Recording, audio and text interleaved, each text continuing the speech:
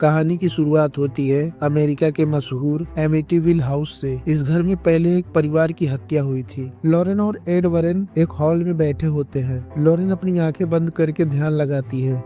धीरे धीरे वह अतीत में चली जाती है। वह देखती है एक आदमी रात में उठता है और बंदूक लेकर पूरे घर वालों पर गोली चलाता है और उन्हें मार देता है। पूरा घर चीखों और खून से भर जाता है। लॉरेन उस दृश्य से इतनी जुड़ जाती है कि उसे लगता है कि मानो वह खुद वहीं मौजूद हो। फिर अचानक उसकी नजर पड़ती है एक अजीब आकृति पर। सफेद और काले कपड़ों में लिपटी हुई नन जैसी दिखने वाली एक आत्मा। यह आत्मा उसके सामने खड़ी होकर उसे घूर रही होती है। लॉरेन जैसे ही उसकी तरफ देखती है वह डर जाती है। वह अचानक एक और विजन देखती है, एड की मौत। एड का शरीर खून से लथपथ है। उसकी छाती में लकड़ी घुसी हुई है। वह दर्द से तड़प रहा है। लॉरेन चीख कर होश में आती है और वह एड को बताती है, मैंने मौत देखी है, तुम्हारी मौत। इसके बाद कहानी कट होती है लंदन, इंग्लैंड के एनफील्ड इलाके की ओर। यहाँ एक छोटा सा पुराना मकान है जहाँ पेगी हॉडसन अपने 4 बच्चों के साथ रहती है। एक अकेली औरत जिसका पति उसे छोड़कर चला गया है। उसकी 2 बेटियां और 2 बेटे हैं जिनका नाम मार्गरेट, जेनेट, जॉनी और सबसे छोटा बेटा बिली। यह परिवार गरीब है। घर पुराना और टूटा फूटा है। पेगी सिलाई और छोटे मोटे काम करके किसी तरह बच्चों का पेट पाल रही है। लेकिन जल्द ही इस घर में अजीब घटनाएं शुरू होने वाली थी। सबसे पहले जेनेट के साथ अजीब बातें होने लगती हैं। वह स्कूल में पढ़ाई के बीच अचानक झपकी ले लेती है और कहती है कि उसे नींद में कोई बातें करता है। एक रात उसकी बहन मार्गरेट देखती है कि जेनेट नींद में उठकर कमरे के कोने में जाकर खड़ी हो जाती है और किसी से बातें करने लगती है। कभी कभी उसकी आवाज बदलकर भारी और डरावनी हो जाती है, जैसे किसी बूढ़े आदमी की आवाज। वह कहती है, यह मेरा घर है, तुम लोग यहाँ क्यों रह रहे हो? मार्गरेट डर जाती है और माँ पेगी को बताती है। पेगी शुरू में सोचती है कि शायद जेनेट मजाक कर रही है, लेकिन जल्द ही यह सब सच लगने लगता है। एक रात पेगी देखती है कि जेनेट नींद में अपने कमरे से उठकर सीधे लिविंग रूम में पहुंच जाती है। वहाँ वह एक पुरानी कुर्सी पर बैठी थी। पेगी उसे वापस लिटा देती है, लेकिन तभी अचानक अलमारी अपने आप हिलने लगती है और खिलौनों का बॉक्स गिर जाता है। अब पेगी को डर लगने लगता है। धीरे धीरे घटनाएं बढ़ती जाती है। रात में बिस्तर अपने आप हिलता है। खिलौने हवा में उड़कर दीवारों से टकराते हैं। टीवी ऑन ऑफ होता है। दरवाजे अपने आप बंद हो जाते हैं। दीवारों से ठक ठक की आवाजें आती हैं, जैसे कोई अंदर से मार रहा हो। एक रात स्थिति इतनी बिगड़ जाती है कि पेगी बच्चों को लेकर पड़ोसी नॉटिंघम परिवार के घर भाग जाती है। पड़ोसी भी आवाजें सुनते हैं। वे पेगी से कहते हैं कि यह सामान्य बात नहीं है, उन्हें मदद लेनी चाहिए। फिर पेगी पुलिस बुलाती है। पुलिस वाले घर का निरीक्षण करते हैं। तभी उनकी आंखों के सामने ही एक कुर्सी अपने आप कमरे के एक कोने से दूसरे कोने तक खिसक जाती है। पुलिस वाले चौंक जाते हैं। वे साफ कहते हैं कि यह मामला हमारे बस का नहीं है। अब यह घटना पूरे इलाके में फैल जाती है। रिपोर्टर और कैमरा टीम घर आती है। वे कैमरा लगाकर जेनेट पर नजर रखते हैं। इसी दौरान सबसे डरावनी घटना होती है। जेनेट अचानक ठंडी सांसें लेती है और फिर उसके गले से भारी आवाज निकलती है, मेरा नाम बिल विल्किंस है, मैं 72 साल का हूँ, मैंने इसी कुर्सी पर दम तोड़ा था, यह घर मेरा है। पूरा कमरा डर से सन्न रह जाता है। अब सबको समझ आ गया कि यह कोई साधारण मामला नहीं है। इस केस की चर्चा अब चर्च तक पहुँच चुकी थी। चर्च फैसला करता है कि इसे हल्के में नहीं लिया जा सकता। वे अमेरिका में एड और लॉरेन को बुलाते हैं और कहते हैं कि उन्हें लंदन जाकर देखना होगा कि यह सच है या बच्चों का बनाया हुआ नाटक। लॉरेन पहले हिचकिचाती है क्योंकि उसे अपने विजन में एड की मौत दिख चुकी थी, लेकिन एड कहता है, अगर हम नहीं गए तो परिवार बर्बाद हो जाएगा, हमें जाना ही होगा। आखिरकार दोनों इस केस को लेने के लिए तैयार हो जाते हैं। चर्च के कहने पर एड और लॉरेन इंग्लैंड के एनफील्ड इलाके में पहुंचते हैं। जैसे ही वे हॉडसन परिवार के पुराने घर में कदम रखते हैं, माहौल में डर और बेचैनी महसूस करते हैं। पेगी रोते हुए अपनी परेशानी बताती है, मैंने पुलिस बुलाई, पड़ोसियों को दिखाया, सबने देखा, लेकिन कोई हमारी मदद नहीं कर रहा। मैं अपने बच्चों को बचाना चाहती हूँ। एड और लॉरेन घर में रुककर स्थिति को खुद अपनी आंखों से देखने के लिए वहीं रुकते हैं। वॉरेन घर में रहना शुरू करते हैं। धीरे धीरे वे नोटिस करते हैं कि आत्मा का निशाना सिर्फ जेनेट है। रात में जेनेट अचानक उठ जाती है और किसी से बातें करने लगती है। कई बार उसका शरीर अजीब तरह से मरोड़ खाने लगता है। कभी कभी उसकी आवाज ऐसी हो जाती है कि सुनकर लगता है मानो कोई बूढ़ा आदमी बोल रहा हो। एक दिन एड और लॉरेन दोनों जेनेट से सवाल पूछते हैं। जेनेट की आंखें पलट जाती हैं और उसके मुंह से वही डरावनी आवाज निकलती है, मैं बिल विल्किंस हूँ, यह मेरा घर है, मैं यहीं मरा था, इसी कुर्सी पर। उसके बोलने का अंदाज ऐसा था जैसे वह खुद बिल बनकर सामने आ गया हो। जैसे जैसे वॉरेन घर में रहते हैं, घटनाएं और भी डरावनी होने लगती हैं। दीवारों पर क्रॉस अपने आप उल्टा हो जाता है, खिलौने से भरा कमरा अचानक जीवित हो उठता है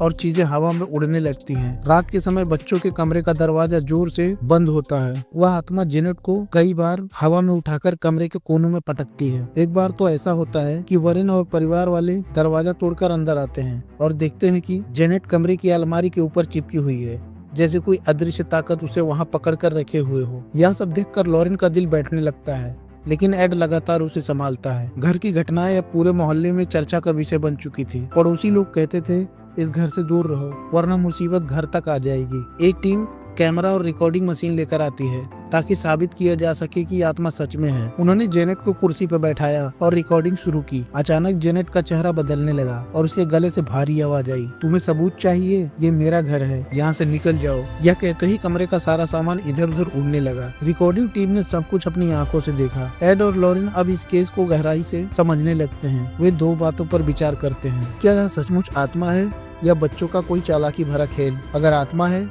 तो सिर्फ बिल विलिंग्स है या इसके पीछे कोई और ताकत है? वे बच्चों से बात करते हैं। जेनेट कहती है, वह आदमी कहता है कि वह मुझे चोट पहुंचाएगा। वह चाहता है कि हम सब यहाँ से चले जाएं। मैं उसे नहीं देखती, लेकिन वह मुझे देखता है। लॉरेन जेनेट की आंखों में देखती है और महसूस करती है कि यह बच्ची सच बोल रही है। लॉरेन को कई बार रात में वही डरावनी नन दिखती है जिसे उसने एमिटीविल में देखा था। वह समझ जाती है कि यह केस सिर्फ बिल विलिंग्स की आत्मा का नहीं है, वह नन किसी और बड़ी और खतरनाक ताकत का प्रतीक है। लॉरेन को लगने लगता है कि यह नन ही असली खेल खेल रही है और बिल की आत्मा को एक मोहरे की तरह इस्तेमाल कर रही है। इस बीच एड बच्चों को सुरक्षित महसूस कराने की कोशिश करता है। वह उनके साथ खेलता है, गाना गाता है और उन्हें कहानियां सुनाता है। एक दिन बिजली चली जाती है, बच्चे डर कर रोने लगते हैं। तब एड एक पुराना गाना गाता है। उसकी आवाज से बच्चे हंसने लगते हैं और माहौल हल्का हो जाता है। यही एड की खूबी थी, सबसे अंधेरे समय में भी उम्मीद की किरण जगाना। धीरे धीरे आत्मा का असर और बढ़ने लगता है। एक बार जेनेट खिड़की से बाहर गिरने वाली होती है, लेकिन एड समय रहते पकड़ लेता है। कई बार वह इतनी ताकतवर हो जाती है कि 3-4 लोग भी उसे रोक नहीं पाते। उसके शरीर पर खरोंच और नीले निशान बनने लगते हैं। एड और लॉरेन भी अब साफ समझते हैं कि यह सिर्फ एक आत्मा का मामला नहीं है, यह किसी बड़ी दानवी ताकत का खेल है। हालांकि चर्च अब भी पूरी तरह विश्वास नहीं करता। वे कहते हैं, हो सकता है यह बच्ची का मानसिक रोग हो सकता है परिवार का ध्यान खींचने के लिए नाटक कर रही हो। लेकिन एड और लॉरेन जानते हैं कि यह सच है। उन्होंने खुद अपनी आंखों से सब देखा था। फिर भी चर्च कहता है कि जब तक कोई ठोस सबूत नहीं मिलता, वो आधिकारिक तौर पर भूत भगाने की प्रक्रिया की अनुमति नहीं देंगे। एड और लॉरेन की मौजूदगी से परिवार को थोड़ी राहत तो मिलती है, लेकिन आत्मा का गुस्सा और भी ज्यादा बढ़ जाता है। घर में अचानक बहुत ठंडी हवाएं चलने लगती है। रात में सभी दरवाजे अपने आप बंद हो जाते हैं। खिलौनों की आवाजें कमरे में गूंजने लगती हैं। दीवारों पर बने क्रॉस अपने आप उल्टे हो जाते हैं। पेगी अब पूरी तरह टूट चुकी थी। उसे लगता था कि शायद भगवान ने उसे और उसके बच्चों को छोड़ दिया है,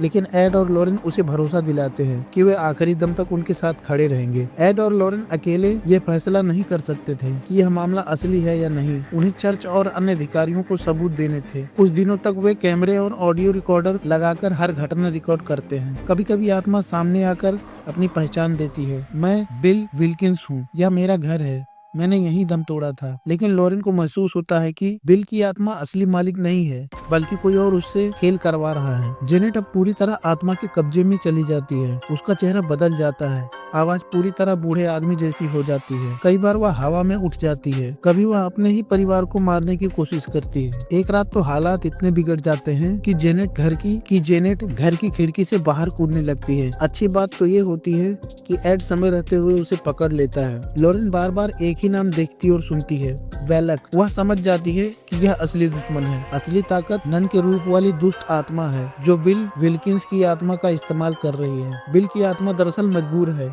और वेलक का शिकार बन चुकी है। वेलक असली शैतानी शक्ति है जो जेनेट को अपने कब्जे में रखकर सबको खत्म करना चाहती है। लॉरेन को याद आता है कि एमिटीविल केस के दौरान भी उसने इसी नन को देखा था। तब उसने सोचा था कि यह कोई भ्रम है, लेकिन अब साफ हो चुका था। एक रात हालात इतने बिगड़ जाते हैं कि आत्मा एड पर हमला कर देती है। खिड़कियां और दरवाजे बंद हो जाते हैं। एड ऊपर के कमरे में फंस जाता है और वहाँ खिड़की से बाहर गिरने वाला होता है। बाहर तूफान चल रहा होता है और पेड़ की एक टूटी हुई टहनी खिड़की में घुस चुकी होती है। यह दृश्य बेहद डरावना होता है क्योंकि लॉरेन देख रही होती है कि एड गिर सकता है और उसकी भविष्यवाणी सच हो सकती है, यानी एड की मौत। लॉरेन पूरी ताकत से वेलक का सामना करती है। वह उस नन का नाम याद करती है, वेलक। जैसे ही वह उसका नाम लेकर उसे ललकारती है, उसकी शक्ति कमजोर पड़ने लगती है। लॉरेन क्रॉस को उठाकर वेलक से लड़ती है और उसे भगा देती है। इस तरह लॉरेन एड को बचा लेती है। जब वेलक कमजोर हो जाता है तब बिल की आत्मा भी आजाद हो जाती है। वह जेनेट के शरीर से निकल जाता है। जेनेट बेहोश होकर गिर जाती है। परिवार के बाकी लोग राहत की सांस लेते हैं। अब घर में शांति लौट आती है। एड और लॉरेन परिवार को छोड़कर जाते हैं, लेकिन उन्हें भरोसा दिलाते हैं कि अब उन्हें डरने की जरूरत नहीं है। जेनेट और उसका परिवार फिर से अपनी जिंदगी सामान्य रूप से जीने की कोशिश करता है। लॉरेन और एड अपने घर लौट आते हैं और एक दूसरे से वादा करते हैं कि वे हमेशा ऐसी ही बुरी शक्तियों से लड़ते रहेंगे। फिल्म के अंत में दिखाया जाता है कि यह कहानी भी सच्ची घटनाओं से प्रेरित है। असली जिंदगी में भी एनफील्ड का केस बहुत प्रसिद्ध हुआ था। वहाँ भी एक गरीब परिवार ने दावा किया था कि उनके घर में आत्मा रहती है। एड और लॉरेन वहाँ गए थे और उन्होंने मदद की थी।